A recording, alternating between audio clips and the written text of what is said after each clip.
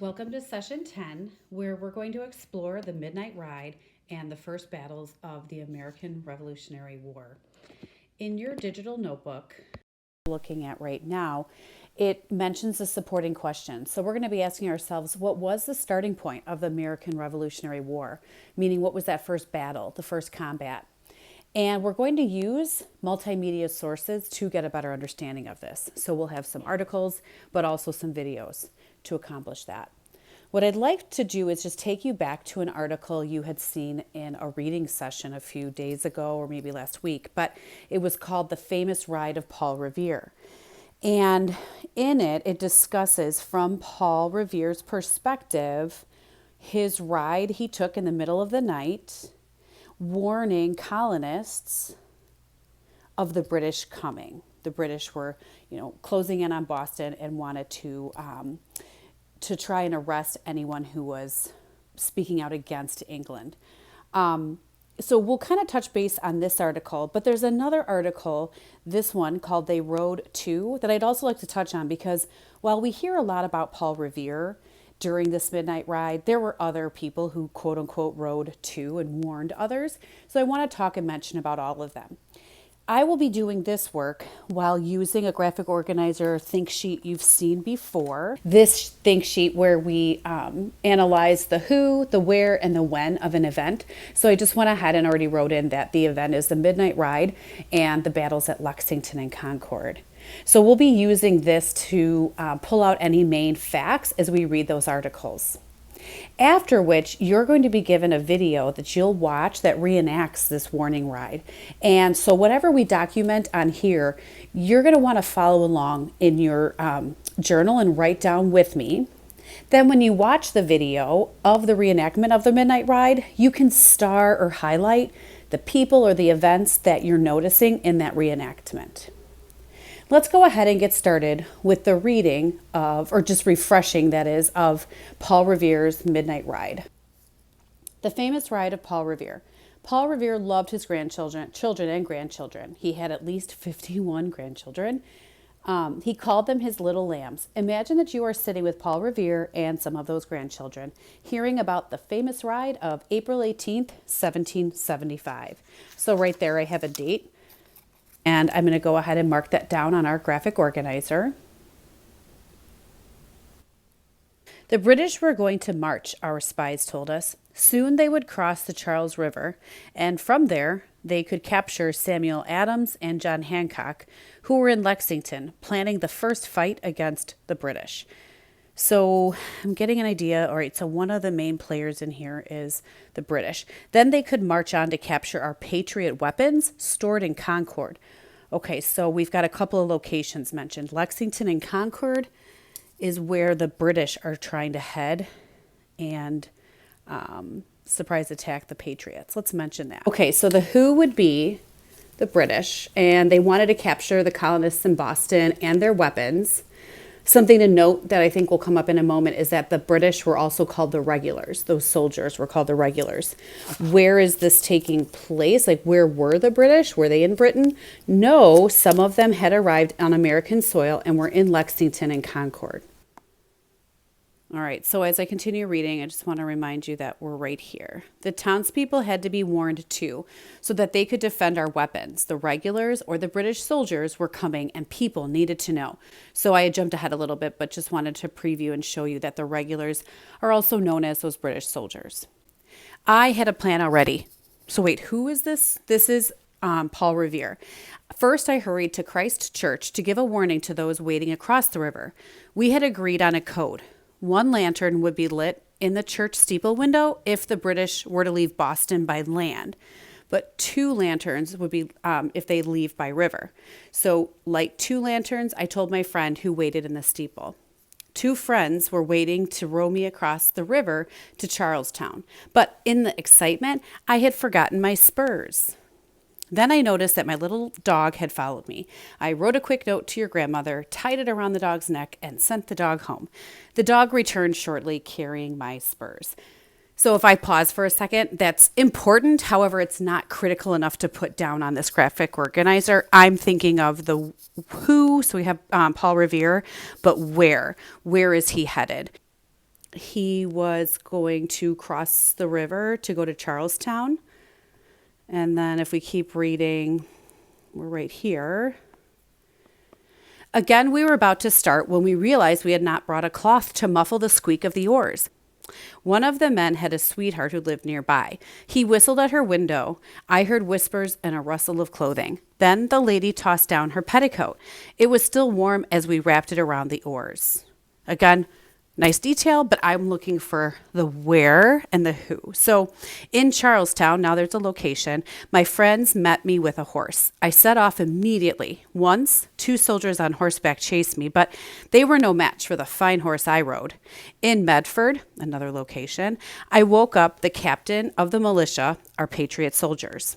Then I raised the alarm at every house from there to Lexington, so another location. The regulars are out, the regulars are out, I cried. I arrived in Lexington around midnight. So there's another location, and I think this might be also why it's called the Midnight Ride. Sam Adams and John Hancock had been staying there with Hancock's relatives. So I'm going to pause. I have a lot of details about where Paul Revere went. So now let's talk about and put that on that think sheet. Another who was Paul Revere, and he just warned Samuel Adams and John Hancock. But where did he go, right? So the where, we had highlighted these 4 towns, and he went from Charlestown to Medford to Lexington. And in a little bit, we'll talk about how he went to Concord. So what we're really getting is a nice picture of this event in general. So if we continue reading right here, Sam Adams and John Hancock had been staying there with Hancock's relatives, and I warned them that the British were coming. I had only a short time to rest my horse. Then I set off for Concord, so there's the Concord, to alarm the people there. William Dawes, another Boston messenger, came with me. So that's a new person. I'm going to highlight that difference. So we have William Dawes, another messenger, and then it's assumed we met up with Samuel Prescott, a local doctor. So another messenger. Let's scroll down to see where they went. We had gotten about halfway to Concord. I saw a group of officers ahead. In an instant, we were surrounded. The officers ordered us into a pasture. One of my companions jumped his horse over a stone wall. The other one got away, but I was caught. A British officer pointed a pistol at me and began to question me. I told him that I knew what they were after. I have alarmed the country, he said. There will be 500 Americans here soon. I could see that my words surprised them. The officers marched me back toward Lexington, all the while calling me a rebel. Just as we neared the town, we heard gunshots. What was that for? One of them asked. I answered that it was to alarm the town. Well, this worried them so much that they let me go, but not before taking that fine horse. I trudged back to Lexington and found Sam Adams and John Hancock preparing to leave. Mr. Hancock asked me to fetch a trunk that he had forgotten. That was what I was doing when I saw the British troops march in. All red coats and brass buttons. Not minutes later, I heard a shot, and then 2. Then there was a roar of gunfire. I had just heard the first shots of the American Revolution. But that's a story for another time. Good night, my little lambs. So since this is all still happening on April 18th of 1775, I haven't changed the date. I don't even really need to rewrite it. But the 2 new men that we were introduced to in that second part of the article were William Dawes, who it says was another Boston messenger. Then we have Samuel Prescott, who is a local doctor, but he also joined the morning ride. This article we just finished was mainly about Paul Revere. But if we remember, the second article discusses how there were others that rode too. So let's read about their accounts and see if we can add more to this graphic organizer. They rode true. It's true that Paul Revere has gotten most of the credit for the famous April 1775 ride, but William Dawes and Samuel Prescott played important roles too. So that's who we're going to focus on in this article. William Dawes. So this article, or this part right here that I'm going to read, is as if William Dawes is talking to us. Joseph Warren contacted me on that famous April night. He instructed me to take the land route out of Boston and to warn the towns of Roxbury. Oh, I'm hearing locations. Let's highlight those. The towns of Roxbury, Cambridge, Menotomy, which is now called Arlington. Then I was to travel on to Lexington and warn Sam Adams and John Hancock of the British threat. I had made a few rides for the freedom fighters before, but my face was not as well known as that of Paul Revere, so Joseph Warren thought that my chances of being recognized by the British were less. Actually, I had befriended some of the British guards since I traveled frequently, and some of them allowed me to slip through the checkpoints. I am also, if I say so myself, a fair actor, and several times I pulled on a big hat and changed my voice to sound like a drunkard or a country farmer. By 12:30 a.m., I had reached Lexington and joined Revere. So they were there, and then we continued on toward Concord. We met up with young Dr. Samuel Prescott, who we'll read about in a moment, and rode together until a British patrol stopped us. We all tried to break free, and in the confusion, I yelled out, as in many different voices as I could in accents, that I had captured some of the American regulars. In this way, I was able to escape. I lost my watch and my horse, but I was able to walk back to Lexington. So we hear a little bit now about where William Dawes went. So let's document that. So William Dawes went from Roxbury to Cambridge to Menominee and warned those towns. Now let's read a little bit more about Samuel Prescott.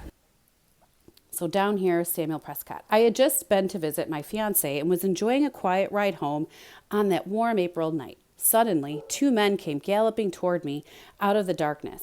I learned that it was Paul Revere and William Dawes, and that they had been sent to warn the citizens and regulars that the British troops were on the move. Well, since I was local to the area and knew all the roads well, I offered my help to spread the word.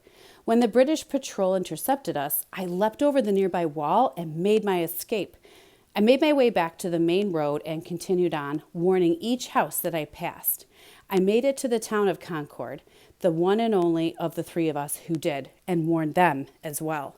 So we learned in this paragraph that it was Samuel Prescott who was the one who jumped the wall. I leapt over a nearby wall and made my escape. And it was him that actually made it to Concord. Very important aspect of this warning ride. So if we go back now to this think sheet, let's mention what we know now about Samuel Prescott, that when the British patrol caught the three men, he actually jumped the wall and was able to continue warning the colonists. Without that, maybe we wouldn't have been as successful in the battles of Lexington and Concord. What you're going to do now is pause the video if you need to catch up and write down any of these pieces of information on your own think sheet that's in your paper journal. After you've written down all of these facts on your own think sheet, click watching the video of the reenactment of that midnight ride, and then just star or highlight any of these things as you notice them happening in the video. It's kind of nice to get a real life visual of this event instead of just having it only in a text. Off you go.